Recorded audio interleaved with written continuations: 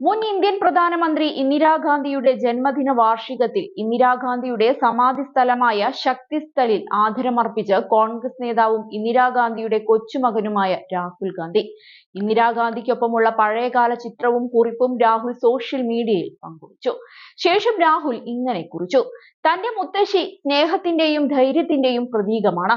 രാജ്യ താൽപര്യത്തിന്റെ പാതയിൽ നിർഭയമായി സഞ്ചരിക്കുന്നതാണ് യഥാർത്ഥ ശക്തിയെന്ന് ഞാൻ മനസ്സിലാക്കിയത് അവരിൽ നിന്നാണ്. അവരുടെ ഓർമ്മകളാണ് എന്റെ ശക്തി. അതെനിക്ക് എപ്പോഴും വഴി കാണിക്കുന്നുവെന്ന് അദ്ദേഹം എക്സിൽ കുറിച്ചു. ഇന്ത്യയുടെ പ്രഥമ പ്രധാനമന്ത്രി പണ്ഡിറ്റ് ജവഹർലാൽ നെഹ്റുവിന്റെയും കമലാ നെഹ്റുവിന്റെയും മകളായി 1917 നവംബർ 19 ഇന്ദിരാഗാന്ധി ജനിച്ചത്.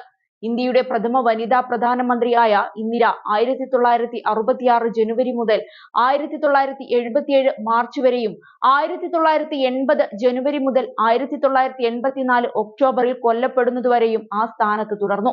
നെഹ്റുവിന് ശേഷം ഏറ്റവും കൂടുതൽ കാലം പ്രധാനമന്ത്രിയായിരുന്ന ഇന്ദിര ബാങ്കുകളുടെ ദേശസാൽക്കരണം ഉൾപ്പെടെയുള്ള സാമ്പത്തിക സാമൂഹിക പരിഷ്കരണങ്ങൾ നടപ്പിലാക്കി. പഴയ നാട്ടുരാജ്യങ്ങളുടെ പ്രിവി പേഴ്സും ഇന്ദിരാഗാന്ധി നിർത്തലാക്കി. 1984 ഒക്ടോബർ 31 അക്ബർ റോഡിലെ വസതിയിൽ വെച്ച് സ്വന്തം അംഗരക്ഷകരുടെ വെടിയേറ്റാണ് ഇന്ദിരാഗാന്ധി കൊല്ലപ്പെടുന്നത്.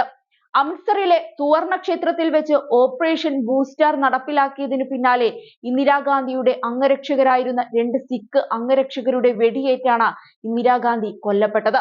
ഇന്ത്യ എന്നാൽ ഇന്ദിര, ആ വിശേഷണം ഒരു മറുപടിയായിരുന്നു. ചരിത്രം തിരുത്തി ഒരു വനിത പ്രധാനമന്ത്രിയായപ്പോൾ നെറ്റിച്ചുളിച്ചവർക്കുള്ള മറുപടി. സമാനതകളില്ലാത്ത വ്യക്തിപ്രഭാവം, ധീരമായ തീരുമാനങ്ങൾ എടുക്കാനും വിട്ടുവീഴ്ചയില്ലാതെ നടപ്പാക്കാനുമുള്ള കരുത്ത്, ഏത് വീഴ്ചയിലും തിരിച്ചെത്തുന്ന അടങ്ങാത്ത പോരാട്ട വീര്യം.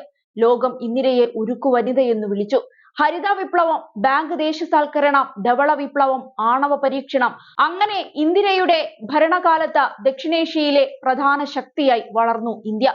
പക്ഷേ അടിയന്തരാവസ്ഥ രാജ്യത്തിന് ജനാധിപത്യ ധ്വംസനത്തിന്റെ കറുത്ത ദിനങ്ങളായപ്പോൾ ഇന്ദിരയുടെ രാഷ്ട്രീയ ജീവിതത്തിൽ എക്കാലവും മായ്ക്കാനാകാത്ത കറുത്ത പാടുമായി.